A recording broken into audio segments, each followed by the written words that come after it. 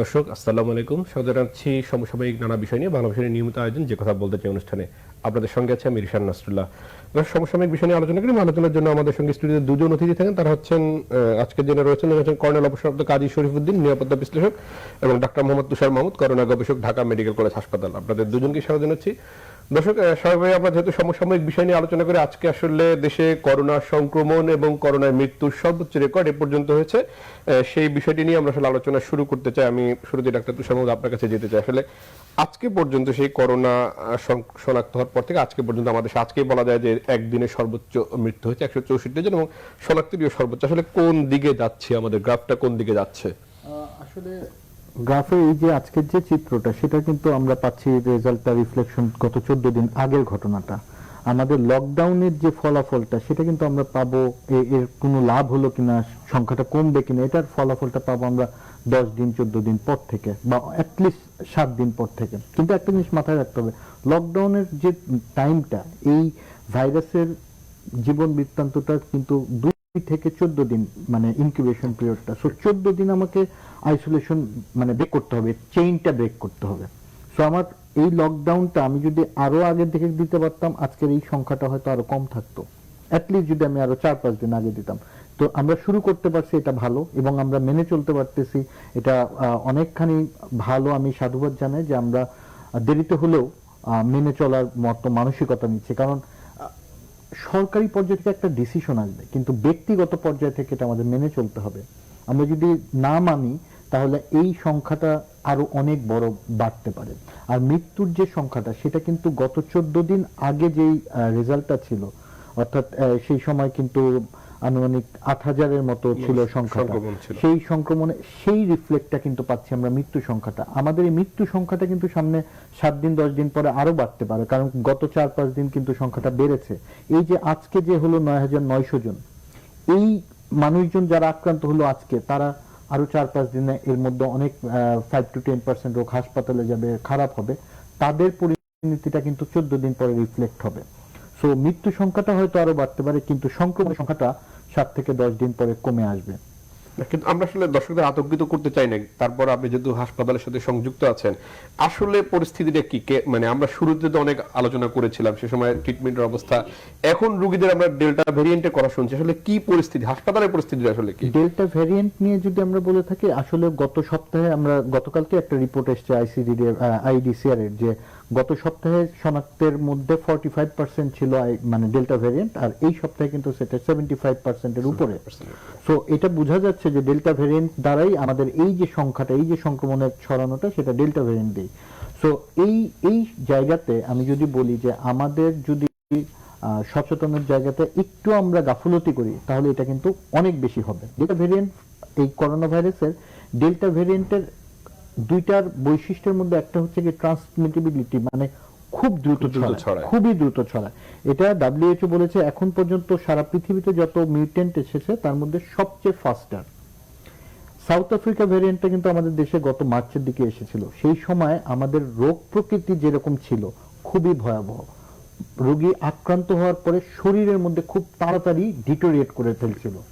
So ওই ভ্যারিয়েন্টটা ছিল খুব খারাপ প্রকৃতির। ডেল্টা ভ্যারিয়েন্টটা অনেক রোগকে সংক্রমিত করে দিচ্ছে খুব তাড়াতাড়ি, কিন্তু আসার কথা হচ্ছে গিয়ে এই রোগটার যে সিভিয়ারিটিটা, সেটা কিন্তু কিছুটা কম, কিন্তু মৃত্যু সংখ্যা অনেক বেশি পাবো, কারণ অনেক বেশি লোক এখানে সংক্রমিত হবে, অনেক বেশি লোককে হাসপাতালে যেতে হবে, এবং হাসপাতালে একটা পর্যায়ে কিন্তু লিমিটেশন আমাদের আছে। সো এই লিমিটেশন গুলিতে যখন হিট করবে, তখন কিন্তু আমরা যাবো, ওই জায়গাটা যাবো। আমি একটু সর্ববিধি আপনার শুনতে চাই, সেটা হচ্ছে আসলে এই ডেল্টা ভেরিয়েন্টের আগমন তো ভারত থেকে, এবং ভারতের সাথে আমাদের লম্বা একটি দীর্ঘ সীমান্ত রয়েছে। সেই জায়গাটিতে আসলে নিয়ন্ত্রণে আমাদের ব্যর্থতা রয়েছে বলে আপনি মনে করেন কিনা, বা ব্যর্থতা ছিল কিনা? ধন্যবাদ। একটি অদৃশ্য শক্তির বিরুদ্ধে আমরা যখন যুদ্ধ চালিয়ে যাচ্ছি, সমগ্র বিশ্ব করোনাক্রান্ত হু হু করে বাড়ছে যখন মৃত্যুর সংখ্যা, ঠিক এই মুহূর্তে একটা সময় উপযোগী আলোচনার জন্য টিভি কর্তৃপক্ষ ও আমার দর্শক শ্রোতাকে ধন্যবাদ জানাচ্ছি। এটা অত্যন্ত গুরুত্বপূর্ণ কোশ্চেন। আমাদের বেল্টের চারিদিকে ইন্ডিয়া, আমাদের একটা পররাষ্ট্রনীতি আছে, প্রত্যেকটা রাষ্ট্রের সাথে আমাদের সুসম্পর্ক মেনটেন করে চলতে হয়। এই সুসম্পর্ক মেনটেন করার জন্য যা যা প্রয়োজন আমরা সব কিছু করেছি। একজন সিকিউরিটি ফোর্স যে ওখানে ডিউটি পালন করেন আমাদের BGB, border guard of Bangladesh, তাদের দায়িত্ব কিন্তু ওখান থেকে যেন সন্ত্রাসী না আসে, তাদের দায়িত্ব ওখান থেকে যেন চোরাচালানি মাল না আসে। তা এখন যারা চোরাচালানি মাল নিয়ে আসে, যারা সন্ত্রাসী কার্যক্রমের জিনিসপত্রগুলো নিয়ে আসে, মাদকগুলো নিয়ে আসে, তারাই কিন্তু শরীরে বহন করে নিয়ে আসে আমাদের এই ডেল্টা ভেরিয়েন্ট। তো এটা সব দিক দিয়ে শুধু আমাদের প্রতিবেশী দেশের কথা বললে হবে না, সমগ্র বিশ্বের সাথে তামিলে আমরা এগিয়ে যাচ্ছি।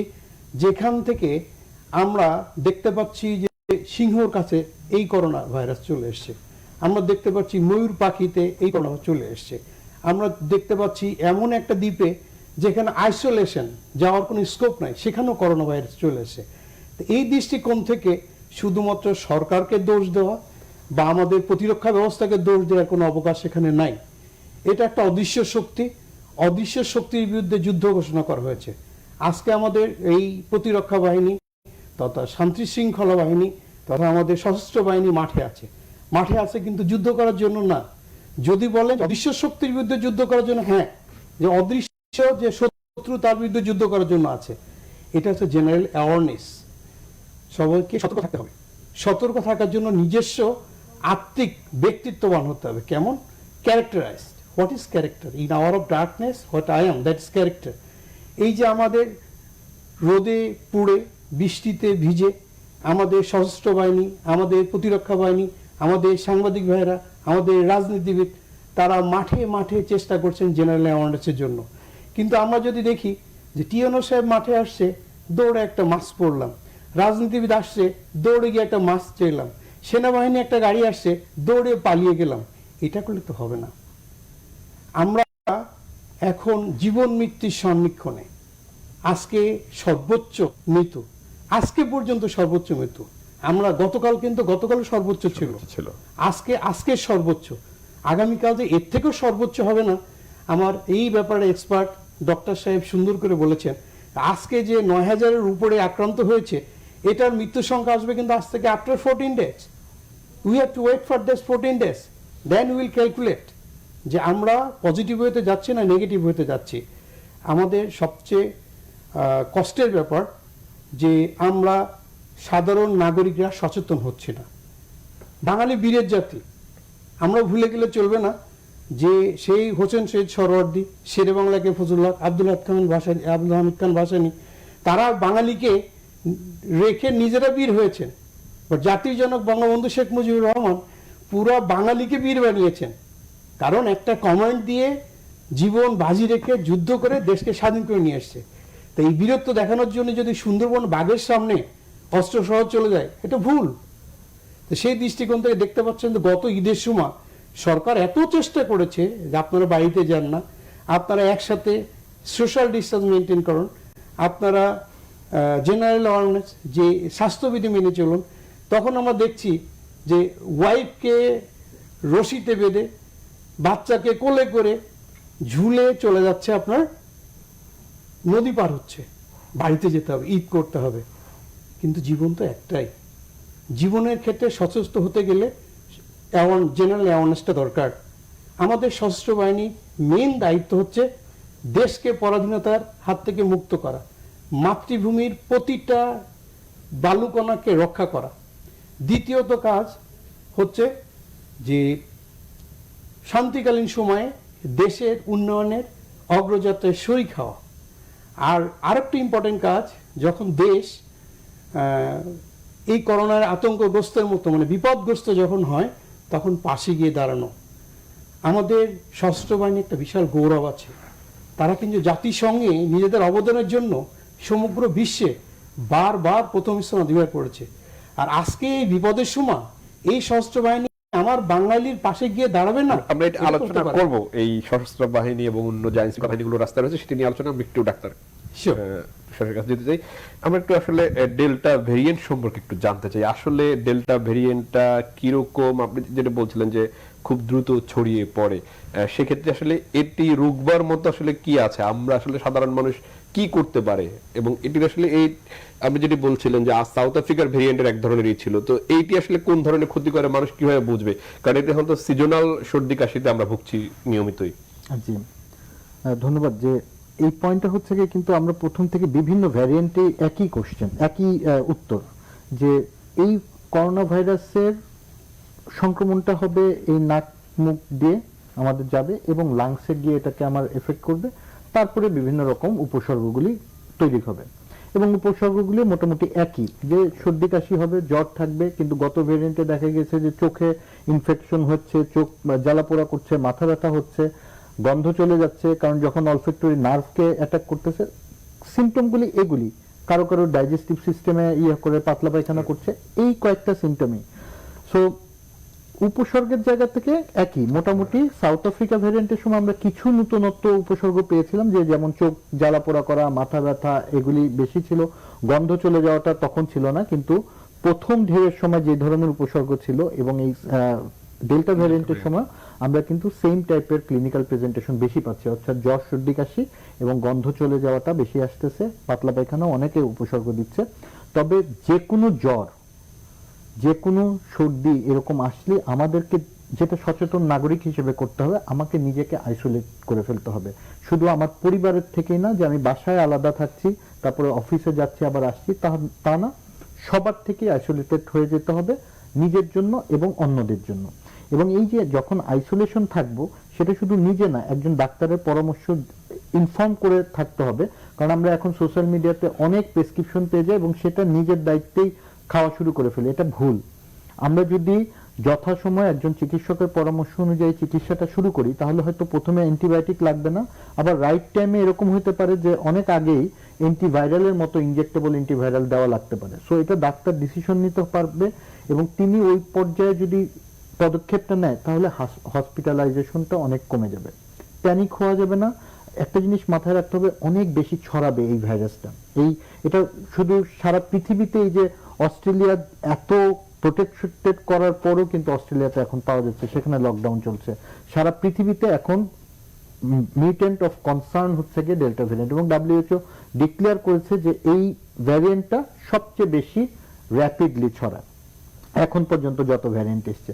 ভ্যারিয়েন্টটা তো আসলে ভাইরাস তার রূপ পরিবর্তন করে, এই ভ্যারিয়েন্টটাও হয়তো কিছুদিন পরে রূপ পরিবর্তন করবে, হয়তো এর মধ্যেও রূপ পরিবর্তন করেছে, আমরা জানি না। সো যেটাই হোক, উপসর্গ তো একই রকম দিবে এবং এটা ছড়ায়, মানে ওই 100 জনের মধ্যে 10 জনকে হাসপাতালে যেতে হবে, কিছু কিছু ক্ষেত্রে হয়তো 15 জনকে যাওয়া লাগতে পারে, মানে পার্সেন্টেজের হিসেবে, কিন্তু ক্ষতির সম্ভাবনা থাকে কিন্তু ওই যে 1 to 2%। এখন যদি আমি ধরে নিই, আমি যদি একটা সংক্ষেপ উদাহরণ দিই, ধরেন একটা ভাইরাসের ছড়ানোর ক্ষমতাটা কম, সে 10,000 মানুষজনকে একটা নির্দিষ্ট সময় ছড়ালো, আর কিন্তু অনেক মানে খারাপ করে ফেলে, তাহলে সেটা যেমন ক্ষতিকর। আর এই ভাইরাসটা ক্ষতিটা কম করে, কিন্তু ওই নির্দিষ্ট সময় হয়তো 10 লক্ষ লোককে ছড়িয়ে ফেলবে। 10 লক্ষ লোকের 1% যদি হাসপাতালে যাওয়া লাগে, তাহলেও কিন্তু আমাদের হসপিটালের সিটগুলি পাওয়া যাবে না এবং তখন মৃত্যু সংখ্যাটা অনেক বেড়ে যাবে। একটা বিষয় হচ্ছে যে এই করোনা সংক্রমণ প্রতিরোধে সবচেয়ে বড় বিষয় হলো মানুষের সচেতনতা। কিন্তু আমাদের দেশের আমরা যে জনসংখ্যার যে আধিক্য, সেই জায়গায় আসলে সচেতনতা কতটা পালন করা সম্ভব, কিংবা ধরেন আমাদের যে সামাজিক, আমরা যে কথা বলি, সেই সামাজিক দূরত্বটা আসলে কতটা মেনে চলা সম্ভব? Good, very good question. প্রথমত স্বাস্থ্যবিধি মেনে চলতে হবে। তো স্বাস্থ্যবিধি মেনে চলার জন্য একজন সাধারণ নাগরিকের যে দায়িত্ব, নিজে বেঁচে থাকতে হবে এবং আমার থেকে যেন অন্য কেউ আক্রান্ত না হয় সেদিকে খেয়াল রাখতে হবে। তা আমাদের অনেকটা জিনিস আমাদের বোঝার ভুল আছে। যেমন প্রথম দিকে যখন লকডাউন দেওয়া হয়েছিল, টাইম টু টাইম বিধিনিষেধ দেওয়া হয়েছে, তখন জীবন ও জীবিকার জন্য অনেক কিছুটা শিথিলতা বা শৈথিল্য প্রদর্শন করা হয়েছে। গত বৃহস্পতিবার থেকে যখন লিমিট ক্রস করে চলে গেছে, আজকে যেমন সর্বোচ্চ মৃত, গতকাল ছিল সর্বোচ্চ মৃত, আজকে শরণার্থীকালের সর্বোচ্চ আইডেন্টিফাইড করা হয়েছে। তো সেই দৃষ্টিকোণ থেকে আমাদের সিরিয়াসনেসটা এত বেশি যে এখন আমাদের যে সাংবাদিক বাহিনী, পুলিশ বাহিনী, র্যাব বাহিনী, সমগ্র বাহিনী নিয়ে আমরা মাঠে একটা এসেছি যে আমাদের মাস্ক ব্যবহার করতে হবে, মাস্ট। কিন্তু এটাও মিডিয়ার মাধ্যমে আপনাদের এই সাংবাদিক বন্ধুদের মাধ্যমে আমরা দেখতে পাচ্ছি, অনেকে দেখতে আসে যে মাঠে আর্মি আসছে, মাঠে র্যাব আসে। এই কিউরিয়াসিটিটা, আমরা বাঙালি বীরের জাতি, আমরা বাঙালি একটু ইমোশন জাতি। আমরা নিজের সচেতনতা যেদিন নিজের ভিতর আত্মস্থ করতে পারবো, সেদিন আমরা এই বিপদ থেকে উদ্ধার করতে পারবো। তবে এটা শুধু আমরা না, সমগ্র বিশ্ব যেহেতু আক্রান্ত, বিশ্বর এই ধরনের ঘটনা ঘটলে কয়েকটা মেকানিজম কাজ করে। একটা হচ্ছে জাতিসংঘ সংস্থা, 2 নম্বর হচ্ছে ইউনেস্কো, 3 নম্বর হচ্ছে ওয়ার্ল্ড হেলথ অর্গানাইজেশন। এই ধরনের সাইমেলটেনিয়াসলি, এবং এই জন্যই কিন্তু আগে জাতিসংঘ সংস্থা তৈরি হয়েছে 1945-এ, তারপর তৈরি হয়েছে ইউনেস্কো শিক্ষার জন্য 1946, তারপর তৈরি হয়েছে যে ওয়ার্ল্ড হেলথ অর্গানাইজেশন গ্রাজুয়ালি। তা এই ওয়ার্ল্ড হেলথ অর্গানাইজেশন এ ব্যাপারে অত্যন্ত স্পর্শকাতর দিক নির্দেশনা আমাদের দিয়ে যাচ্ছেন। আমাদের কিন্তু এই যে আমার যে ডক্টর সাহেব এখানে আছেন, keeping due respect to him, এই করোনা ভাইরাস এসছে 19-এ, দ্যাটস ওয়াই কোভিড-19। তার আগে কিন্তু এই করোনার সম্বন্ধে ওনার কোনো ধারণা ছিল না। কোনো একটা এই ডিসকাশনে আমার এই ডক্টর প্রফেসর শহীদুল্লাহ স্যারের সঙ্গে একটা হয়েছিল, তখন উনি বললেন, দেখেন, মানুষ প্রয়োজনের দাস। আজকে করোনা আসছে, কোভিড আসছে, সে কারণে আমরাও মানে মরতে মরতে শিখাতে শিখাতে নিজে শিখছি, এবং এটার উপরে কিন্তু আমাদের পৃথিবীর ভবিষ্যৎ পৃথিবীর আস্থা বা ভরসা। বাট আমাদের জন্য কিন্তু আরো নতুন চিন্তা ভাবনা করতে হবে। যেমন সর্বপ্রথম আমাদের দেশে করোনা এসছে, রোগী ধরা পড়েছে 8 মার্চ 2020, স্কুল প্রতিষ্ঠান বন্ধ করেছে 17 মার্চ, ভ্যাকসিন এসেছে 7 ফেব্রুয়ারি 2021। 17 ফেব্রুয়ারি 2021 জাতিসংঘ মহাসচিব অ্যান্থনি গুতেরেস উনি একটা নিরাপত্তা কাউন্সিলে খুব ইম্পর্টেন্ট কথা বলেছেন যে দেশের 75% বিশ্বের, নট দেশের, বিশ্বের 75% ভ্যাকসিনেশন ধনী মাত্র 10টা দেশে করগ্রস্ত হয়ে গেছে। শুধু তাই না, হাজার হাজার ভ্যাকসিনেশন সেখানে গিয়েছে, মাত্র 4টা কি 5টা ভ্যাকসিনেশন ওখান থেকে অ্যাপ্রুভ হয়েছে। সেকেন্ড হচ্ছে 73টা আন্ডার রিসার্চ, রিসেন্টলি আরও কিছু এসছে। এইটা নিয়ে আমি কিন্তু শঙ্কিত। আবার খুব একটা ইম্পর্টেন্ট কথা বলি, আমাদের দক্ষিণ এশিয়ার, এটা হচ্ছে ইউনিসেফের দক্ষিণ এশিয়ার আঞ্চলিক পরিচালক, উনি জর্জ লারিয়া, সুন্দর একটা কথা বলেছেন যে আমাদের এই ভঙ্গুর স্বাস্থ্য পলিসির এগেইনস্টে করোনা এসে বিপদের দরজায় নক করছে। কথা কিন্তু খুব ইম্পর্টেন্ট। তা আমরা কিন্তু থার্ড ওয়ার্ল্ড কান্ট্রি থেকে coming up, day by day, each and every day we're coming up. তা আমরা সমালোচনা না করে সবাই যদি সহযোগিতার হাত বাড়িয়ে দেই, একে অপরকে সহযোগিতা করি, জেনারেল অ্যাওয়ারনেসটা যদি প্রত্যেকটা মানুষের কাছে পৌঁছে দিতে পারি, তাহলে কিন্তু এই পরিস্থিতি আমরা মোকাবেলা করতে পারবো। 2টা বিশ্বযুদ্ধ পৃথিবীতে এসেছে, হয়ে গিয়েছিল, তারপরে কিন্তু আবার নতুন পৃথিবী জেগে উঠেছে। তো এই করোনা থেকেও আমি আশ্বস্ত, নতুন কিছু হবে আর কি, নতুন কিছু আমাদের আসবে। ডক্টর তুষার, আমি একটু আপনাকে জানতে চাই যে এই যে ভঙ্গুর স্বাস্থ্য ব্যবস্থার কথা বলা হচ্ছে, এটি আসলে 1 বছরেরও বেশি সময় হয়ে গেছে, এখনো কেন আমাদের স্বাস্থ্য ব্যবস্থা ভঙ্গুর থাকবে? আমরা অনেক আলোচনা করেছি এখানে এই বিষয়ে। আমি আপনাকে একটু বলি, উনি ভঙ্গুর স্বাস্থ্য ব্যবস্থা কিন্তু সারা পৃথিবীর স্বাস্থ্য ব্যবস্থার ভঙ্গুরতাটাকে নিয়ে করছেন। সেখানে বাংলাদেশ, আমি নিজে স্বাস্থ্য ব্যবস্থার সাথে আছি, সেখানে অনেক মানে গর্ব করে বলতে পারি আমাদের স্বাস্থ্য ব্যবস্থা পৃথিবীর অনেক আধুনিক স্বাস্থ্য ব্যবস্থার চেয়ে অনেক মানে শক্ত অবস্থানে আছে। না হলে আমরা যেভাবে ফাইট করছি, আমরা একটা ডেভেলপিং কান্ট্রি হিসেবে অনেক ডেভেলপ কান্ট্রির চেয়ে ভালো মতো ফাইট করছি, একদম সত্যি কথা, এবং তার ফলাফল কিন্তু পাচ্ছি আমরা। আজকে আপনি বলতে পারেন যে শনাক্ত হয়তো কম হচ্ছে কারণ আমরা টেস্টও কম করছি, ট্রু, কিন্তু মৃত্যু সংখ্যাটা আপনি লুকাতে পারবেন না। আমি যদি উদাহরণ দিই, ইটালি, স্পেনে যেরকম মৃত্যুর লাশ ছিল, সেটা তারা লুকায় রাখতে পারেনি, তাদের সংখ্যা স্ট্যাটিস্টিক্যাল প্রেজেন্টেশন যেমন ছিল তারা লুকিয়েও রাখতে পারেনি। আমাদের দেশে তো আমরা দেখি হাসপাতাল থেকে যেই রকম মৃত্যু সংকট হয় তার চেয়ে হয়তো আরো কিছু বেশি হবে, কিন্তু সেটা হাজারে না, শতেই আছে।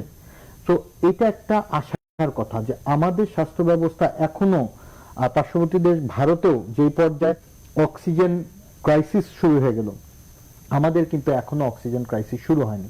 তবে আমাদের এখনো শঙ্কার জায়গাটা আছে যে আমরা যদি মানে অসচেতনের মতো ঘুরে থাকি যে আমার তো কিছু হয়নি, আমার পরিবারের কিছু হয়নি, তাহলে এই দিন আসতে মানে সারা পৃথিবীর স্বাস্থ্য ব্যবস্থা যেরকমই থাকুক, যদি একসাথে পুরো দেশের সবাই অসুস্থ হয়ে যায় তাহলে সেই স্বাস্থ্য ব্যবস্থা ভাঙতে বাধ্য, সেটা যত স্ট্রং স্বাস্থ্য ব্যবস্থাই হোক না কেন। আমাদের দেশে যখন পৃথিবীর 190টা দেশ ভ্যাকসিন আনেনি, সেই সময় আমরা ভ্যাকসিন পেয়েছি। আমরা মানে জাতিগতভাবে কি সেটা অ্যাডাপ্ট করেছি? আমরা সেখানে কোশ্চেন করেছি এই ভ্যাকসিন কি পানি নাকি কি ভ্যাকসিন, কি দিব না দিব। আমরা জাতিগতভাবে একটা অ্যান্টিবায়োটিক খাওয়ার আগে কখনো কি জিজ্ঞাসা করি এই অ্যান্টিবায়োটিক খেলে আমার লাভ হবে না ক্ষতি হবে, আমার ফিউচার জেনারেশনের জন্য কি আমি একটা নিশ্চিত নিরাপদ স্বাস্থ্য ব্যবস্থার ভবিষ্যৎ রেখে যাচ্ছে কিনা? এটা স্বাস্থ্য ব্যবস্থা না, এগুলি আমরা নষ্ট করে ফেলি। অ্যান্টিবায়োটিক রেজিস্ট্যান্সটা আমরা যদি মানে মুড়ির মতো অ্যান্টিবায়োটিক খাই, এটা কিচ্ছু করতে পারবে না। ডাক্তাররা, আমি বলতে পারি ডাক্তাররা অ্যান্টিবায়োটিক লিখলেও, বেশি লিখলেও যত পরিমাণ অ্যান্টিবায়োটিক মানুষ এমনি খায় সেটা কখনো এই জিনিসটাকে কন্ট্রোল করতে পারবে না। আর একটা বিষয় হচ্ছে যে আমরা যে বারবার বলি যে স্বাস্থ্যবিধি মানতে হবে, তার বড় একটি বিষয় হলো মাস্ক। কিন্তু আমরা এই শরীফুদ্দিন সাহেব একটু আগে বললেন যে পুলিশ র্যাব আসে কিনা সেটি দেখে মানুষ মাস্ক পরছেন। এই যে বারবার মাস্ক পরছেন, খুলছেন, এটি কি আসলে করোনা প্রতিরোধে সক্ষম এরকম মাস্ক পরাটা? এরকম মাস্ক কি আমরা যদি মাস্ক মানে সব সময় না, আমরা মাস্ক ম্যাক্সিমাম ক্ষেত্রে আমি জানি না, এটার আসলে রিসার্চ করা দরকার। যারা মাস্ক পরছে তারাও নাক বের করে বা মুখ বের করে মাস্ক পরে থাকতেছে, এই টাইপের মাস্ক পরে আসলে কোনো লাভ নেই। স্বাস্থ্যবিধি বলতে যেটা আমরা বলি যে মাস্ক পরুন বা হাত ধুন, তার চেয়ে বড় একটা স্বাস্থ্যবিধি হচ্ছে গিয়ে মানে এই যে গ্যাপ, দূরত্ব মেইনটেইন, এটা স্বাস্থ্যবিধি একটা ভেরি ইম্পর্টেন্ট পয়েন্ট। আমরা মাস্ক পরেও যদি পাশাপাশি গিয়ে চায়ের দোকানে বসে চা খাই, মাস্ক পরে তো গেছি আসছি, কিন্তু গিয়ে একসাথে চা খেলাম মাস্কটা খুলেই খেতে হচ্ছে, কাছাকাছি বসেই খাচ্ছি, গল্প করতেছি, তাহলে সেই জিনিসের মধ্যে কোনো স্বাস্থ্যবিধি এটা মানা হবে না। তার মানে নিরাপদ দূরত্ব হচ্ছে সবচেয়ে বেশি গুরুত্বপূর্ণ, সবচেয়ে ইম্পর্টেন্ট। এখনকার পয়েন্টে সবচেয়ে ইম্পর্টেন্ট ফার্স্ট পয়েন্ট হতে হবে নিরাপদ দূরত্ব মেইনটেইন করে তারপরে থাকা। আমরা একটা ছোট্ট বিরতি যাব, আজানের বিরতি, তারপরে আবার আলোচনায় ফিরবো। দর্শক, যে কথা বলতে চাই অনুষ্ঠানের ছোট্ট একটি বিরতি নিচ্ছি, আমাদের সঙ্গে থাকুন, ফিরবো কিছুক্ষণ পরেই।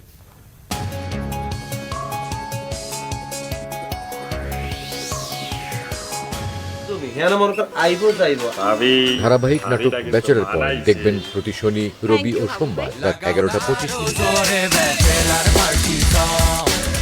কোনো অসুবিধা নাই, আমি ফিরে আসবো। এটা এখন আমার নিয়তি, আমার বারবার ফিরে আসতে হবে, কিচ্ছু করার নাই। সব টাকা পয়সা তো শেষ, এখন টাকা পয়সা লাগলে কি করবা? আমার তেমন কোনো চিন্তা নাই, আমি তোমার বিয়ে করে আলছি।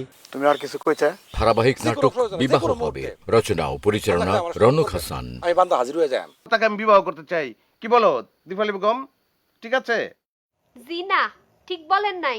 আপনি এখনো চাইলে ধুমধাম করে গান বাজনা করে আনন্দ ফুর্তি করে ওদের বিয়ে দিতেই পারেন। পাত্রপাত্রী কেউ তো পালিয়ে যাচ্ছে না, তাই না? আপনার কথাগুলি শুনে মনে হয় আপনার কথাগুলি স্ত্রী করে আলমারির ভিতরে বাজ করে দিয়ে দেন, মাঝে মধ্যে দুই একটা টাইনা বাইর করে দুই একজন উপহার দেন। তুমি ভবিষ্যতে আর দুই একটা বিবাহ করতে চাও? কি কইলেন আপনি? আরে চেষ্টা করে, আমি তো কথা। ধারাবাহিক নাটক বিবাহ হবে দেখবেন প্রতি রবি ও সোমবার রাত 8:15। প্রিয় দর্শক, আপনাদেরকে আমন্ত্রণ জানাচ্ছি রেড কাউ বাটার অয়েল নিবেদিত শেফস কিচেন অনুষ্ঠানে।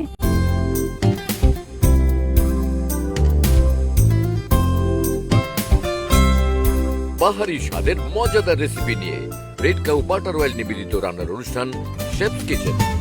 Delicious স্বাদে স্পাইসি রেসিপিতে ইয়ামি প্রেজেন্টেশন সবারই জন্য।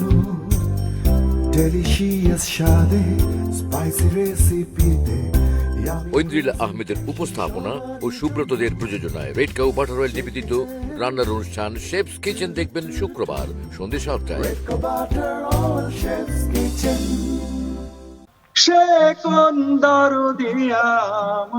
সংমিশ্রণটা ঠিক মতো হওয়ার কারণেই I think it was a good fusion আমাদের মিউজিকটা। ভেতর থেকে যে গান আসে সেইটা বানিয়ে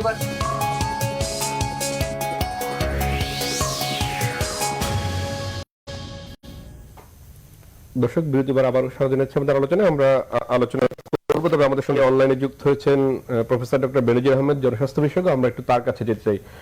প্রফেসর ডক্টর বেনজির আহমেদ, আপনি কি শুনতে পাচ্ছেন? জি, শুনতে পাচ্ছি। আমরা আসলে আলোচনা করছিলাম করোনার যে চলমান পরিস্থিতি সেটি নিয়ে। আসলে আজকে তো সর্বোচ্চ শনাক্ত, সর্বোচ্চ মৃত্যুর সংখ্যা রয়েছে এবং ডেল্টা ভেরিয়েন্টের কথা বলা হচ্ছে। আসলে কোন দিকে যাচ্ছে আপনার কি মনে হয়? না, পরিস্থিতি তো আসলে ভালো না। আপনি যদি দেখেন, আমরা যদি গত 14 দিনের একটা হিসাব করি, তাহলে আসলে আমরা রোগী পেয়েছি ধরেন প্রায় 98,577 জন গত 22শে জুন থেকে। এখন এই রোগী থেকে ধরেন রিপ্রোডাক্টিভ রেশিও যদি 1.5 ধরি, অর্থাৎ একটা রোগী থেকে 1.5টা রোগী হয়, তাহলে আগামী 14 দিনে আমরা 1,47,865 জন রোগী প্রত্যাশা করতে পারি। যদি আমরা জানি যে এটা প্রকৃত চিত্র না, বাস্তবে হয়তো সংক্রমণ এর চেয়ে বেশি, এবং সেক্ষেত্রে আমরা যদি ইনকিউবেশন পিরিয়ড ধরি যে 14 দিন, অর্থাৎ আগামী 14 দিন এই যে 1.5 করে পার রোগী নতুন রোগী সৃষ্টি করবে, তাহলে আমরা দেখতে পারি যে গড়ে প্রায় 10,000 রোগী হয়তো আমরা পাবো আগামী 14 দিন গড়ে। হয়তো কোনোদিন একটু কম হবে, কোনোদিন বেশি হবে। তার মানে আসলে অবস্থাটা ভালো না। অবস্থাটা ভালো না এই কারণেই যে আপনি জানেন ইতিমধ্যে আমাদের হসপিটালের যে ক্যাপাসিটি এটা প্রায় স্যাচুরেটেড। আপনি আইসিইউর কথা বলেন, ইভেন বেডের সংখ্যাও যে অনেক বেশি আছে তা না। সেক্ষেত্রে এই যে যদি আগামী 14 দিন 1.5 লক্ষের মতো রোগী হয়, তাদের 20% যদি হসপিটালে ভর্তি করতে হয় এবং তাদের 1-2% যদি আইসিইউ লাগে, তাহলে আমাদের জন্য আসলেই সেটা ম্যানেজ করা কঠিন হবে। এবং তার সঙ্গে আপনি যদি ধরেন মৃত্যু, আমরা এরকম যদি চিন্তা করি, গত 20 দিনে আমাদের রোগী হয়েছে 1,21,590 জন। আমরা যদি ধরি 1.6 মারা যাবে, তাহলে এরকম হয় যে 1914 জন রোগী মারা যাবে আগামী 20 দিনে, এটা গড়ে। সুতরাং তার মানে হলো গড়ে প্রত্যেক দিন 100 করে রোগী আমরা ধরতেই পারি যে মিনিমাম। সেটা কখনো বাড়বে, একেবারে সুনির্দিষ্ট না, গড় এইটা। তাহলে এর সাথে আরো যেটা যারা হচ্ছে যে ধরুন আমাদের লকডাউন চলছে একটা, তো শহরে মোটামুটি লকডাউন চলছে, লোকজন কিছুটা বেরোচ্ছে, কিছুটা বেরোচ্ছে না, কিন্তু আমাদের বেশ কিছু ব্যত্যয় আছে বড়। একটা হলো যে গার্মেন্টস এবং আমাদের রপ্তানিমুখী শিল্পটাকে আমরা খুলে রাখতে দিয়েছি, যেটা আসলে ঠিক হয়নি। দ্বিতীয়ত, যেমন ধরুন বাজার, কাঁচা বাজার খোলা আছে, সেখানে যদি আপনি সারা দেশ জুড়ে ধরেন 1 কোটি লোক বাজার করতে যায়, তার মানে 1 কোটি লোক ঘরের বাইরে আসছে। আবার মসজিদে নামাজ 5 ওয়াক্ত পড়া যাবে, তাহলে যদি আমাদের 1 কোটি লোক নামাজ পড়ে ধরেন কথার কথা, তাহলে প্রত্যেকবার যদি 5 বার যায় প্রত্যেক দিন, তাহলে 5 কোটি ইউনিট।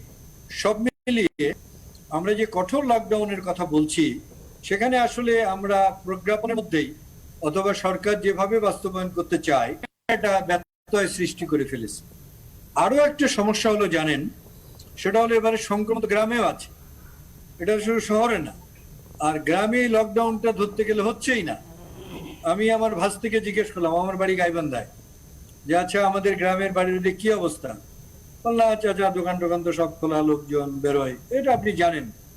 এমনকি সাদুল্লাপুর একটা উপজেলা, সেখানে কাঁচা বাজার, মুদির দোকান খোলা, লোকজন আসছে। তার মানে হলো এই যে আসলে আমাদের লকডাউনটা ওখানে হচ্ছে না, শুধু শহরে মোটামুটি যেটুকু একটু কড়াকড়ি আছে আমরা কিছুটা দেখছি।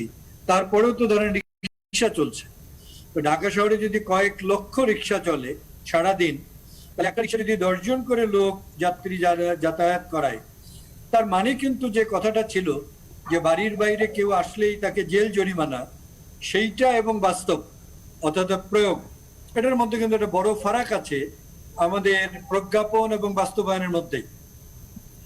এর পরে যদি আপনি দুটো সুপার স্প্রেডিং ইভেন্ট ধরেন, এটা হচ্ছে কোরবানির পশুর হাট, আর একটা হচ্ছে ঈদের যাতায়াত, এবং আমি যে 14 দিনের চিত্র বললাম, সেই সময় যদি ওই সংখ্যক লোক তারা আক্রান্ত হন এবং ঝুঁকি সৃষ্টি করেন, তাহলে সুপার স্প্রেডিং ইভেন্টটা যদি তার সঙ্গে আবার যুক্ত হয়, তাহলে ঈদের পরে একটা এক্সপ্লোশন বা বিস্ফোরণ আমাদের এই সংক্রমণের, সেটার ঝুঁকি কিন্তু আমরা উড়িয়ে দিতে পারছি না, এবং এইটা আমাদেরকে আসলেই চিন্তিত করছে।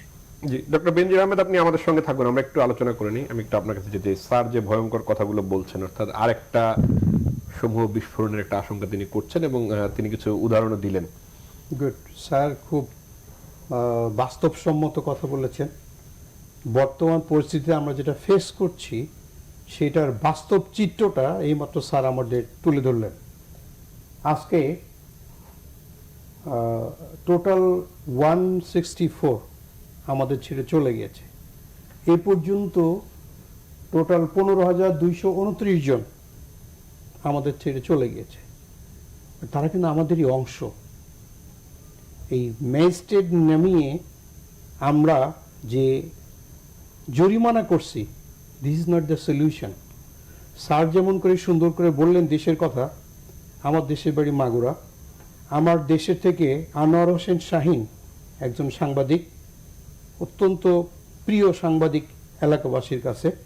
এই ভদ্রলোক একটু আগে আমাকে তথ্য দিয়ে জানালেন, স্যার আমাদের মাগুরা সদর হাসপাতালে 34 জন ভর্তি হয়ে গেছে। তো মাগুরার মতো একটা ডিস্ট্রিক্টে আমরা কিন্তু এই ইসের জন্য, ভেন্টিলেশন সাপোর্টের জন্য প্রস্তুত ছিলাম না। তো এখন এটা ডেঞ্জারের জন্য চলে গেছে। আজকের খবরে যেটা আমরা দেখতে পাচ্ছি, খুলনা বা বাগেরহাটের তথ্য, মফস্বলে কিন্তু আগে সবই ছিল রাজধানীমুখী, এখন কিন্তু রাজধানীমুখী নয়, পুরা দেশে এটা ছড়িয়ে গিয়েছে। বাট তবুও আমাদের মেইন ইম্পর্টেন্ট হচ্ছে ভ্যাকসিনেশন। মেইন ইম্পর্টেন্ট হচ্ছে অসম্ভবকে সম্ভব করার নামই হচ্ছে বীরত্ব। মানুষের মনের দুর্বলতা করে ভীত কাপুরুষ। অসম্ভবকে সম্ভব কেমন? আমরা বলবো যে বাবা, তোমরা যে আর্মি দেখতে এসছো, তোমরা যে টিএনও সাহেবকে দেখতে এসছো, তোমরা যে রাজনীতিবিদের মাস্ক বিতরণ দেখতে এসছো, এর থেকে বেশি ইম্পর্টেন্ট তুমি মাস্কটা পরো। আমি একটা ব্রিটিশ জার্নালে আজ থেকে প্রায় 1 মাস আগে পড়েছিলাম যে যেদিন এই বাংলাদেশে না, এই বিশ্বে ডায়াবেটিক্স পেশেন্ট বা ডায়াবেটিক্স রোগ এসছে, তখন কিন্তু মানুষের জেনারেল অ্যাওয়ারনেস, সচেতনতা বেরিয়ে গেছে। ঘুম থেকে উঠে বলা লাগে না, তার হাঁটাহাঁটি শুরু করে। খাওয়ার ব্যাপারে তারা কন্ট্রোল চলে এসছে। আর এই আর্টিকেলে দেখলাম আমাদের মাস্ক দেওয়ার পরে ওয়ার্ল্ডে আমাদের কিন্তু জীবনের বেঁচে থাকার হার আরো বেড়ে যাবে। আগে ছিল একটা নির্দিষ্ট হার, তার থেকে বেড়ে যাবে। কেন যাবে? কারণ আমরা মাস্ক দিয়ে, কিন্তু মাস্ক তো আমরা সেই গত 1 বছর থেকে বলে আসছি, সেটা ঠিক আছে, বলে আসছি, কাজ হচ্ছে না। তো কেন হচ্ছে না? কাজ হচ্ছে না, এটা শুধু আমাদের দেশ না, সমগ্র বিশ্বেরই তথ্যপত্র। এখন আপনার এই সুন্দর অনুষ্ঠান যে কথা বলতে চাই, এই বলতে চাওয়ার মেন কথা যেটা, আমরা বাঁচতে চাই। বাঁচার জন্য কি দরকার? এই প্রতিকূল পরিস্থিতিতে কেমন করে স্বাস্থ্যবিধি মেনে চলতে হবে, এই প্রতিকূল পরিস্থিতিতে আমার সন্তানকে নিয়ে কেমন করে চলতে হবে, এই প্রতিকূল পরিস্থিতিতে আমরা each and every step positively কেমন করে আগাবো, এই দিকগুলো আমরা সচেতন হলে আমরা এগিয়ে যেতে পারবো। ডক্টর তুষার মাহমুদ, এই আমাদের বেনজির আহমেদ স্যার যেটি বললেন, এবং তার সাথে আমি একটু যুক্ত করতে চাই। আমরা আসলে এর আগের বার মৃত্যুর সংখ্যাটা ছিল ঢাকা আর চট্টগ্রামে বেশি সংখ্যক। এখন আমরা দেখছি যে খুলনায় 55 জন, রাজশাহীতে 16 জন, চট্টগ্রামে 18 জন, অনেকে রংপুরও যুক্ত হয়েছে, অন্যান্য বিভাগগুলোতে আসলে বাড়ছে। পুরো দেশে এখন এই সংখ্যাটি ছড়িয়ে যাচ্ছে এবং বাড়ছে। আসলে এটি নিয়ন্ত্রণের কোনো উপায় আছে কিনা, বা স্যার যেটি বললেন যে মানে এইটি আসলে ছড়িয়ে দিয়েছে কিনা আমরা পুরো দেশ জুড়ে? বেনজির স্যার যে কথাটা বললেন, ম্যাথমেটিক্যাল প্রেজেন্টেশন, একদম সুন্দর মতো হিসাব, অঙ্কের মতো হিসাব চললে এই জিনিসটা হবে। আমি স্যারের সাথে খালি এটুকু যোগ করতে চাই, স্যার খুবই কনজারভেটিভলি খুব মিনিমাম সংখ্যাটা বলেছে। এই সংখ্যাটা আরো জাস্ট এই যে স্যার যেটা বললেন, আর নট 1.5, এটা আসলে যদি 2 হয়ে যায়, মানে আশেপাশে এরকম একটু সংখ্যা তো থাকতেই পারে, কারণ এইটা আর0টা হচ্ছে যে ছোঁয়াচের হার, তো সেটা কিন্তু একটু বেশি এটার ক্ষেত্রে। স্যার তো একদম মিনিমাম ধরে বলেছেন, একটু বেশি হলে কিন্তু ডাবল, এবং সেটার সংখ্যাটা মানে 1.5 ধরলেই আমরা এটাকে কন্ট্রোল করতে পারবো বলে আমাদের মনে হয় না।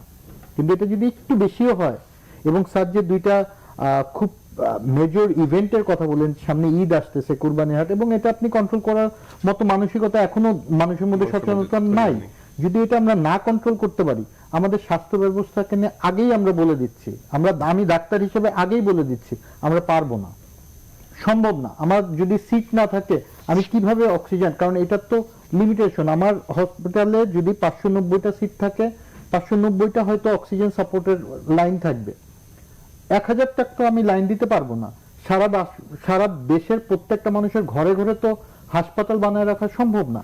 এটা আমাদেরকে কন্ট্রোল করতে হবে, আমাদের সবাইকে জাতিগতভাবে। এই যে মাস্কের কথা বলছেন, যে 1 বছরের, এই যে আপনার মধ্যে ফ্রাস্ট্রেশন, আপনি যে কোশ্চেনটা করতেছেন, আমরা ডাক্তার হিসেবে এই একটা জায়গাতেই ফ্রাস্ট্রেটেড, যে আমরা যে যুদ্ধটা করতেছি, আমরা মানুষকে তো বলছি না যে আপনারা চিকিৎসাতে অবহেলা পাবেন না সবকিছু।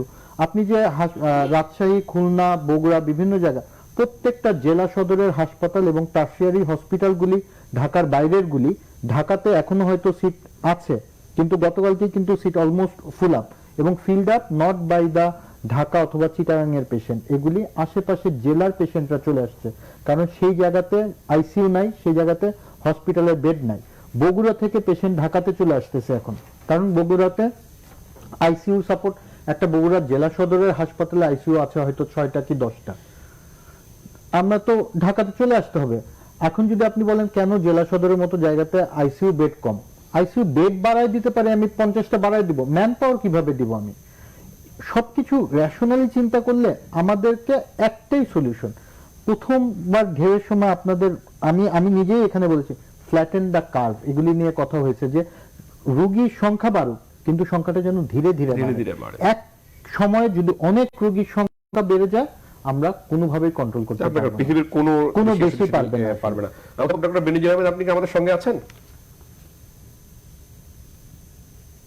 জি, আছি স্যার। আমি একটু জানতে চাচ্ছি যে আমাদের তো লকডাউন চলছে, সেটি আরো 7 দিন বাড়ানো হয়েছে, অর্থাৎ 14 জুলাই পর্যন্ত নেওয়া হয়েছে, যদি ভুল না করে তাহলে 21 জুলাই আসলে ঈদুল আজহা। আসলে এই বাকি 7 দিনটি আসলে কি হবে সেটিও এখন পর্যন্ত কোনো ধারণা দেওয়া হয়নি। আপনি যে আশঙ্কাটি করেছেন যে আরেকবার এক ধরনের বিস্ফোরণ ঘটতে পারে, তাহলে এখন কি করণীয় আমাদের? আসলে একসঙ্গে কেন আমরা পদক্ষেপ নিতে পারছি না? একসাথে পদক্ষেপ নিতে পারছি না কয়েকটা সমস্যার কারণে। একটা হলো 2018 সালের যে সংক্রামক ব্যাধি নিয়ন্ত্রণ নির্মূল আইন আছে, ওখানে আমাদের প্রধান হওয়ার কথা মাননীয় স্বাস্থ্যমন্ত্রীকে, সেই অ্যাডভাইজারি কমিটির, কিন্তু দুর্ভাগ্যজনকভাবে সেই কমিটিটা 2-1বার কাজ করেছে, তারপরে হঠাৎ করে আরেকটা পরামর্শক কমিটি করা হয়েছে, যেটা আসলে ওই লেভেলের নয়। আপনি জানেন আমাদের একজন শিশু বিশেষজ্ঞ হলো তার প্রধান, এমনকি একজন জনস্বাস্থ্য বিশেষজ্ঞ নন, বুঝতেই পারেন। 1 2 নম্বর হলো যে সেই পরামর্শক কমিটির যারা ভালো ভালো সদস্য আছেন, ওনারা অন্তত ভালো পরামর্শ বেশ কিছুই দেন, কিন্তু এটা হলো মর্জির উপরে মন্ত্রণালয়ে, যে তারা গ্রহণ করতেও পারেন নাও করতে, এবং বেশিরভাগ ক্ষেত্রেই তারা গ্রহণ করেন না, অথবা তাদের মতো করেন। তো তার ফলে যেটা দাঁড়িয়েছে, যে ওটা যত শক্তিশালী হতে পারত, মন্ত্রী যদি প্রধান থাকতেন, এবং সেখানে আন্তঃমন্ত্রণালয় যখন সদস্যরা থাকতো, অন্য মন্ত্রণালয়ের মন্ত্রী যদি তার সদস্য থাকতো, তাহলে এটা বাস্তবায়ন যত সহজ হতো। এখনকার পরামর্শক কমিটি যে পরামর্শ দেয়, ওটা অনেক ঘর ঘুরতে ঘুরতে ততক্ষণে সংক্রমণ অনেক দূর চলে যায়। এটা একটা সমস্যা। 2 নম্বর সমস্যা, যে একটা ন্যাশনাল টেকনিক্যাল কমিটি হওয়ার কথা, যেটার প্রধান হবেন আমাদের ডিজি মহোদয়, মহাপরিচালক স্বাস্থ্য অধিদপ্তর, এবং এখানে থাকবেন বিভিন্ন কারিগরি লোকেরা, মানে বিজ্ঞানীরা, বিভিন্ন সেক্টরকে রিপ্রেজেন্ট করা, আমাদের সংশ্লিষ্ট ডাইরেক্টররা, যেমন ধরেন হাসপাতালের ডিরেক্টর, উপজেলার ডিরেক্টর, যারা এগুলো কাজ করেন, এবং এর সদস্য সচিব হওয়ার কথা কমিউনিকেবল ডিজিজের লাইন ডিরেক্টর। তাহলে হতো কি, এরা হতো যে সরাসরি প্রয়োগ করত, সরাসরি তারা সিদ্ধান্ত নিত, এই কমিটিটা কার্যকর না, মানে এই কমিটিটা বাস্তবে নেই, তাহলে এইটা আরেকটা সমস্যা। 3 নম্বর সমস্যা, ধরুন একটা যুদ্ধ বেঁধেছে, তা আপনি সেখানে সেনাবাহিনীর মেজর বা কর্নেলকে ওই উপজেলার প্রধান করবেন নাকি ডিসি কে প্রধান করবেন সেই যুদ্ধে? তো এখানে ডিসি কে প্রধান করা হয়েছে, সিভিল সার্জনকে প্রধান করা হয়নি। উপজেলায় নির্বাহী কর্মকর্তাকে প্রধান করা হয়েছে, ইউএইচএফপি কে প্রধান করা হয়নি, তাকে ক্ষমতা দেওয়া হয়নি। উনি 2018 সালের আইন অনুযায়ী মহাপরিচালক অথবা তার প্রতিনিধি হবেন সিভিল সার্জন বা ইউএইচএফপিও, তারা এটা বাস্তবায়ন করবেন। যদি করতে সুবিধাটা কি হতো, আমাদের সিভিল সার্জন, আমাদের ইউএইচএফপিও সায়েন্সের বেলায় চৌকস, মেডিকেল সায়েন্সের বেলায় তার চেয়ে চৌকস তো ডিসি ইউনো নন। ধরুন একজন ইউএইচএফপির মনে হলো আমার এখন লকডাউন চালু করা দরকার, তো প্রধান তো হলো ইউনো, তাহলে ওনাকে ইউনোকে অনুরোধ করতে হবে। আমাকে একজন ইউএইচএফপিও বলেছেন, স্যার একটা চিঠি আসলো, আমি ইউনো সাহেবকে বললাম আচ্ছা একটা চিঠি আসছে, আমাদের বসা দরকার। উনি বললো বলবো, ঠিক আছে। তো এটা তো অস্বাভাবিক না। তো এখানে দ্রুত আমাদের সিভিল সার্জনদেরকে প্রদান করা উচিত জেলায়, ইউএইচএফপিওদেরকে প্রদান করা উচিত উপজেলায়, এবং আমাদের ডিজি মহোদয়ের নেতৃত্ব নেওয়া উচিত এই আইন প্রয়োগ করায় কখন কোথায় লকডাউন করতে হবে এগুলো যদি করা যায়। এবং ডিজি মহোদয়ের হাতে থোক বরাদ্দ দেন 50 কোটি টাকা, সিভিল সার্জনকে দেন 5 কোটি টাকা, আমাদের মানে যারা সুপারিনটেন্ডেন্ট ডাইরেক্টর আছেন ওদেরকে 10 কোটি টাকা করে দেন, ইউএইচএফপিকে 1 কোটি টাকা করে দেন, এবং তাদেরকে আইন দেন, তাদেরকে এইটা কিভাবে খরচ করবে সেই স্বচ্ছতার সাথে যেন করে, এবং তাদেরকে গাইডলাইন দেন। এই করোনা সংক্রমণ আমরা 14 থেকে 42 দিনের মধ্যে আমরা সংক্রমণ এটা নিয়ন্ত্রণ আনতে পারি। যথাযোগ্য লোকের হাতে তার কাজ যদি না করতে দেয়া হয় তাহলে আসলে ঠিক মতো পারা যাবে না। সমস্যাটা এই জায়গাটা। আপনি আমাদের সঙ্গে থাকুন, আমি আবার আসবো আপনার কাছে টিকা প্রসঙ্গে। আমি একটু কর্নার অফ সরকার আপনার কাছে যেতে চাই, সেটি হচ্ছে যে স্যার যেটি বলেছেন সমন্বয়হীনতা। আমরা র্যাব, বিজিবি, সেনাবাহিনী সদস্যদের রাস্তায় নামিয়ে দিই, তারা জরিমানা করছেন, ম্যাজিস্ট্রেট তাদের সাথে আছেন, কিন্তু আসলে এই সমস্যাটি যারা মোকাবেলা করবেন, সামনে থেকে যারা নেতৃত্ব দেবেন, তাদের তো মাঠে নেই, এবং এমনভাবে জরিমানা করা হচ্ছে সেগুলো নিয়ে সমালোচনা হচ্ছে ব্যাপক আকারে। ধন্যবাদ। স্যার যে কথাটা বলেছেন, doctor Benji sir, very important. একটা বাড়িতে যখন আগুন ধরে তখন ওইখানের কে বড় লোক, কে ছোট লোক, কাকে দায়িত্ব দেওয়া আছে, কে কমিটির প্রধান, এটা বিবেচ্য বিষয় নয়। আগে তাকে বাঁচাতে হবে, বিল্ডিংটাকে হোক, কুড়িঘড়ি হোক, কেমন করে তাকে বাঁচাতে হবে বা এইটা হচ্ছে আমাদের মেন উদ্দেশ্য। তো সমগ্র বিশ্ব এখন মহামারীতে যেমন করে আছে, যেমন কাউকে কমিটির হেড দিলেই যে উনি সব কিছু করবেন, আর হেড না দিলে যে কিছু করবেন না, এটা কিন্তু বিবেচ্য বিষয় নয়। আমি যেহেতু আর্মির প্রাক্তন অফিসার, আমাদের আর্মিতে লেফটেন্যান্ট কর্নেল একটা ব্যাটালিয়ন কমান্ড দেন, ওইখানে অ্যাডজুটেন্টের দায়িত্ব পালন করেন একজন লেফটেন্যান্ট আর একজন ক্যাপ্টেন। উনি এই পুরা ব্যাটালিয়নের সার্বিক সমন্বয়ের দায়িত্ব। কিন্তু ওই ব্যাটালিয়নে প্রায় 21 জন অফিসারের অনেক মেজর আছেন, অনেক ক্যাপ্টেন আছেন, অনেক লেফটেন্যান্ট আছেন, কিন্তু ওই একজনই সবকিছু কন্ট্রোল করছেন।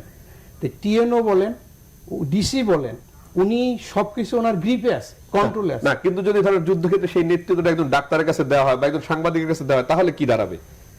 সবাই কাজ করবে, mutual respect, sacrifice and compromise, this 3 law is implicated for all. যদি মিউচুয়াল রেসপেক্ট না থাকে, একজন ডক্টর তার কাছে তার নিজস্ব রেসপেক্ট থাকবে, টিএনও সাকে রেসপেক্ট করবেন। একজন মিলিটারি অফিসার তার নিজের রেসপেক্ট থাকবে, টিএনও ডক্টর সবাইকে নিয়ে এবং অন্য সবাইকে রেসপেক্ট করবেন। That's why mutual respect, sacrifice এবং কম্প্রোমাইজ। What sacrifice? এইটা ডক্টর রিলেটেড। ডক্টর সাহেবরা হঠাৎ করে মানে কাজের জন্য তাকে হেড করা হয়নি, দ্যাট ডাজন্ট মিন যে উনি চুপ করে বসে থাকবেন। ওয়ান মিনিট, গত 3 তারিখের রাতে যখন বিদেশ থেকে ভ্যাকসিন এসছে, ওয়ার্ল্ডের সবচেয়ে ক্রাইসিস, সবচেয়ে ইম্পর্টেন্ট ডিসকাশন, বাংলাদেশের সবচেয়ে ইম্পর্টেন্ট ডিসকাশন ভ্যাকসিন। এই ভ্যাকসিন যখন আসছে তখন কিন্তু স্বাস্থ্যমন্ত্রী ওখানে হাজির, ওখানে পররাষ্ট্রমন্ত্রী হাজির, মাননীয় প্রধানমন্ত্রী কিন্তু ওইখানে বসে হুঙ্কার দিচ্ছেন। Everything she is monitoring from দিয়ার। ওইখান থেকে আমরা পররাষ্ট্রমন্ত্রীর মুখের কথাই বুঝতে পাই, মাননীয় প্রধানমন্ত্রী বলেছেন দেশের প্রত্যেকটা জনগণের জন্য একটা করে ভ্যাকসিন কেনা হবে, এর জন্য টাকা কোনো সমস্যা নাই। তা মাননীয় প্রধানমন্ত্রী তো ওই কমিটির হেড না। না, কিন্তু সমন্বয়হীনতা আছে কিনা, মানে এরকম ধরেন অনেক বাহিনীকে যুক্ত করতে গিয়ে ধরেন সমন্বয়হীনতা তৈরি হয়েছে কিনা?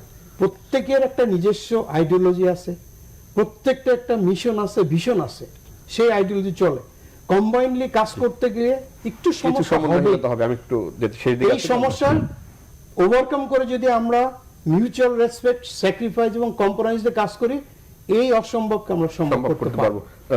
ডক্টর তুষার মাহমুদ, আমি একটু শেষ দিকে আসছি। আমি টিকা নিয়ে কথা বলতে চাই। আসলে এই সংক্রমণ ঠেকানোর সবচেয়ে বড় মাধ্যম হচ্ছে টিকা, এবং সেই টিকা কার্যক্রম আমরা প্রথমে এনেছিলাম, কিন্তু মাঝখানে আসলে অনেক দেরি করে ফেলেছে কিনা, আমরা এখন যেভাবে আগাচ্ছি সেটি সম্ভব কিনা? আসলে দেরিটা তো আমাদের হাতে ছিল না, কন্ট্রোলে ছিল না, কারণ যেখান থেকে সোর্সিং করছিলাম, যে দিবে আমাদেরকে সোর্সিং, সেই যদি বিপদে পড়ে, তৈরি করতে না পারে বা সাফিসিয়েন্ট তার নিজেকে কন্ট্রোল দিতে না পারে, তখন তো আমরা সোর্সটা করতে পারিনি। এই কারণে আমাদের কিছু টিকার মানে ক্রাইসিস তৈরি হয়েছিল। কিন্তু মাননীয় প্রধানমন্ত্রীর এই যে স্টেপগুলির কারণে, এই যে অলরেডি 45 লাখ ভ্যাকসিন চলে আসছে, আরো আসছে, 9 ঘন্টার মধ্যে যে আমরা 4টা চালান পেয়েছি, সো এইটা কিন্তু একটা অ্যাপ্রিসিয়েট করার জিনিস। একটা দিনের জন্য কিন্তু ভ্যাকসিন ক্রাইসিস ছিল, কিন্তু একটা দিনের জন্য কিন্তু এখন পর্যন্ত ভ্যাকসিন প্রোগ্রাম বন্ধ ছিল না। সো এবং অনেক দেশ এখনো ভ্যাকসিন পায়নি, সেই জায়গাতে বাংলাদেশ ভ্যাকসিন পাইছে। দুঃখজনক কথা হচ্ছে যে আমরা এখনো ভ্যাকসিন নেওয়ার জন্য আগ্রহী না। আমাদের ভ্যাকসিন সেন্টারগুলি এখনো ফাঁকা পড়ে থাকে, এইটা না। কিন্তু শঙ্কার একটা জিনিস আছে, সেটা হচ্ছে কি এই যে এখন ভ্যাকসিন নিয়ে আগ্রহ তৈরি হচ্ছে, আমরা যখন অ্যাভেলেবল যেটা ছিল সেটাতে পাইনি, এখন মানুষ অনেকে চেষ্টা করতেছে। আমি যেহেতু রেজিস্ট্রেশন করতে পারতেছে না, অনেকে চাচ্ছে কিভাবে টাকা দিয়ে আমি ভ্যাকসিন করতে পারি, তখন একটা অরাজকতা তৈরি হবে। অধ্যাপক আমি একটু শেষ প্রশ্নটি আপনার কাছে করছি, আশা করি সংক্ষেপে উত্তর দেবেন। টিকা নিয়ে সরকারের যে পরিকল্পনা রয়েছে, আগামী 1 বছরের মধ্যে সরকার 80% মানুষকে টিকা দিতে চায়, সরকার এই পরিকল্পনাটি সফলযোগ্য কিনা? সম্ভব কয়েকটা কন্ডিশনের উপরে। এটা হচ্ছে অবশ্যই টিকা প্রাপ্তি, সেটা তবে এখন ধীরে ধীরে টিকা প্রাপ্তির সম্ভাবনা বাড়ছে। তো সেক্ষেত্রে হয়তো বা আশা করছি 1 বছর মানে হলো আগামী জুন ধরি যদি, তাহলে সেটা সম্ভব। তবে একটা সমস্যা সৃষ্টি করছি আমরা টিকা দেওয়াতে, সেটা হলো ব্যারিয়ার তৈরি করেছি আমরা গ্রামের মানুষের টিকার ব্যাপারে। সেটা হলো এই যে ওয়েবসাইট বা অ্যাপস দিয়ে আমাদের গ্রামের যারা অশিক্ষিত মানুষ, বয়স্ক মানুষ, যাদের টিকা দেওয়ার কথা ছিল 55 বছর বা তদুর্ধ্ব, গ্রামের অনেক মানুষ কিন্তু সেই টিকাটা নিতে পারেন। এটা আসলে এক ধরনের আমরা না বুঝে এটা ব্যারিয়ার তৈরি করেছি। আমরা গত 40 বছর হলো টিকা দিচ্ছি ইপিআই। আমি ইপিআই মেডিকেল অফিসার ছিলাম প্রথম দিকে, সে 1986 তখন থেকে আমরা তো টিকা দিয়ে আসছি কোনো কিছু ছাড়া। তো হঠাৎ করে এটা কেন রেজিস্ট্রেশন, এবং এই গ্রামের লোকেরা টিকা না পাওয়ার ফলে তাদের কিন্তু মৃত্যু হচ্ছে। তো সুতরাং এই ব্যারিয়ারটা দূর করতে হবে। কোনো এই ধরনের রেজিস্ট্রেশনের দরকার নেই। তাদের আইডি কার্ড আছে, ন্যাশনাল আইডি কার্ড, সেটাই যথেষ্ট হওয়া উচিত। টিকা কেন্দ্র বাড়াতে হবে। স্বাস্থ্য সহকারী, পরিবার কল্যাণ সহকারী, সিএসসিপি, এনজিও কর্মী যারা একদিন থেকে টিকা দিয়ে আসছে, তাদেরকে টিকায় যুক্ত করতে হবে। টিকা কেন্দ্র মানুষের ঘরের কাছে নিতে হবে। বাংলাদেশের মানুষ টিকা বিরোধী নয়, এইবার তারা টিকার প্রয়োজনীয়তা অনুভব করেনি গ্রামে, এবং এই ব্যারিয়ারগুলোর কারণে তারা টিকা পায়নি।